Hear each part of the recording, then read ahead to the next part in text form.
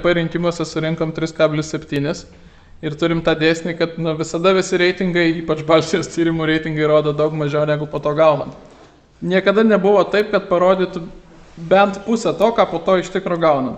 Tai dabar naujausi reitingai Spinterio buvo, kad 2 procentai, reiškia, kad ne mažiau 4 procentų ten iš tikro yra, nes niekada faktiškai nebuvo priešingai, kad bent nereiktų bent iš 2 padaudinti. Tai klausimas yra, ar bus 4 kažkiek ir neperlipsim, ar bus virš 5 ir perlipsim. Esam darėsi tyrimus ir žinom, kad yra iki 7 procentų žmonių, kurie palaiko, bet bijo išmest balsą.